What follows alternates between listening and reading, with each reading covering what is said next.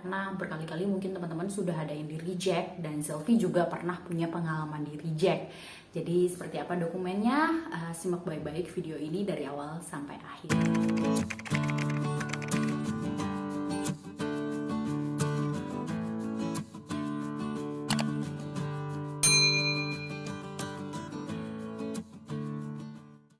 Assalamualaikum warahmatullahi wabarakatuh. Kembali lagi bersama Zelvi di YouTube channel Amaliana Zelvi Tasani. Apa kabar teman-teman? Semoga selalu sehat dan tidak kurang satu apapun juga pastinya. Sudah sebulan ya Zelvi tidak upload video lagi karena situasi dan kondisi ya baru sekarang lah Zelvi sempatkan lagi untuk memberikan informasi kepada teman-teman. Dan di sini sebenarnya Zelvi mau buat video tentang bagaimana caranya untuk My Travel Pass Zelvi bisa dapat approve, dan sebenarnya dokumen apa saja yang Zelvi tersertakan dalam My Travel Pass Zelvi, karena banyak teman-teman yang bertanya sebenarnya My Travel Pass-nya apa saja sih dokumennya yang disertakan, seperti itu ya. Apalagi buat teman-teman yang saat ini sedang berada di Indonesia dengan status sudah menikah dengan warga negara Malaysia, pastinya tidak mau berpisah ya, inginnya bersatu gitu.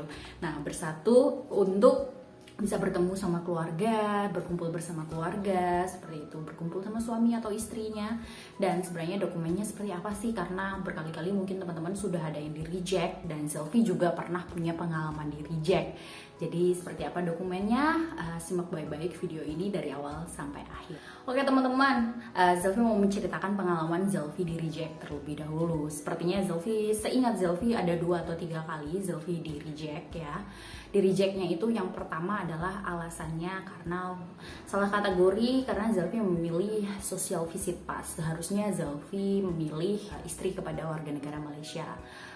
Aplikasinya jadi kategori spouse of Malaysian, seperti itu. Nah di situ Zelvi dapat reject karena salah kategori, dan yang kedua Zelvi juga di reject karena kondisi COVID-19 di Indonesia itu tinggi kasusnya, sehingga Malaysia ini pemerintahannya ya itu memberikan kebijakan bahwa kalau negara-negara yang kasus COVID-nya tinggi, mereka tidak berani untuk memberikan izin masuk ke Malaysia, seperti itu ya. Wajar saja karena kondisi ketatnya lockdown di Malaysia itu juga sangat terasa, sehingga tentu saja untuk lintas batas negara ini juga mereka sangat ketat ya.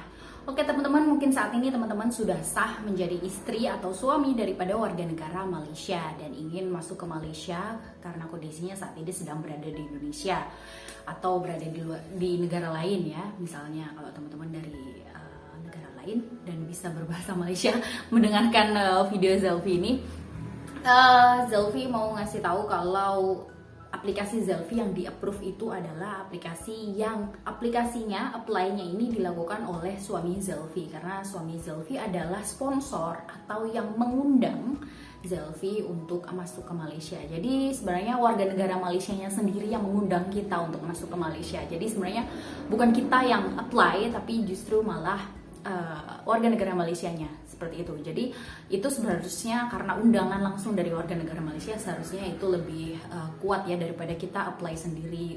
Ibaratnya kalau orang Jawa bilang ujuk-ujuk langsung kita yang apply kayak gitu, kita siapa gitu kan. Jadinya ya kalau Zelvi waktu itu di-apply-kan sama suami yang warga negara Malaysia. Jadi mungkin itu juga salah satunya yang lebih kuat sehingga Zelvi dapat approve. Karena Zelvi memilih kategori spouse of Malaysian tentunya. Nah di situ juga suami Zelvi menyertakan dokumen-dokumen Zelvi ya dari awal sampai akhir. Tapi yang di bawah ini yang sebenarnya agak kayak membingungkan gitu ya. Karena yang bagian bawah dalam websitenya itu ada tambahan dokumen yang perlu disertakan, seperti itu. Sebenarnya yang disertakan apa saja sih dokumennya? Oke, Zelvi sebutkan satu-satu. Yang pertama adalah paspor istri, itu adalah paspor saya ya, paspor saya yang ingin masuk ke Malaysia. Oke, jadi itu yang disertakan, scan-nya dimasukin dalam dokumen kayak gitu. Terus yang kedua adalah IC suami ya, atau KTP suami warga negara Malaysia, atau mungkin kalau teman-teman istrinya warga negara Malaysia, jadi gunakan scan daripada IC istrinya. Oke. Terus yang ketiga adalah buku nikah. Kebetulan Zelvi menikahnya di Indonesia dan belum mendaftarkan pernikahannya di Malaysia. Sebenarnya ini juga agak lemah ya, karena pernikahan yang belum diakui di Malaysia seperti itu ya. Karena waktu pas di immigration, waktu pas masuk Malaysia juga ditanya, kenapa kok belum mendaftarkan pernikahannya di Malaysia? Nah, itu juga jadi pertanyaan sebenarnya. Tapi kebetulan Zelvi malah dapat approve, ya bisa masuk juga. Zelvi waktu itu hanya menyertakan buku nikah yang dari Indonesia saja. Kalau teman-teman sudah mendaftarkan pernikahannya di Malaysia dan sudah mendapatkan sijil perkawin ya, sijil kawin itu atau sertifikat kawin itu disertakan yang itu saja udah sangat kuat ya, karena itu membuktikan bahwa pernikahan teman-teman terdaftar di Malaysia. Oke, yang selanjutnya adalah buat surat ya. Surat ini dibuat oleh yang mengundang atau sponsor seperti itu. Jadi yang mengundang adalah warga negara Malaysia. Nanti dalam kop suratnya itu buatlah suratnya itu kalau menyatakan bahwa kenapa sih perlu mengundang istri untuk masuk ke Malaysia, jelaskan kondisinya, belum pernah bertemu misalnya, kemudian mau mendaftarkan pernikahan juga, jelaskan pernikahan yang untuk di Malaysia ya. Kemudian juga jelaskan kondisi sudah berapa lama terpisah, kemudian udah langsungkan pernikahan juga, sudah sah menjadi suami istri sehingga perlu untuk bertemu seperti itu. Dan mungkin juga dijelaskan juga kalau ingin menetap di Malaysia juga. Jadi dijelaskan semuanya itu dalam surat itu ya. Surat itu yang buat adalah sponsor kita, yaitu adalah orang yang mengundang kita ke Malaysia, yaitu suami atau istri kita ya. Dan surat itu teman-teman, surat itu kami gunakan waktu itu berbahasa Melayu ya, bukan berbahasa Inggris. Jadi kalau berbahasa Melayu mungkin lebih dimengerti juga sebenarnya, walaupun bahasa Inggris juga tidak masalah. Tapi kami waktu itu gunakan bahasa Melayu formal ya. Kami jelaskan kondisi kami semuanya dari awal sampai akhir. Selanjutnya yang kelima adalah kami menyertakan foto-foto dari pernikahan kami.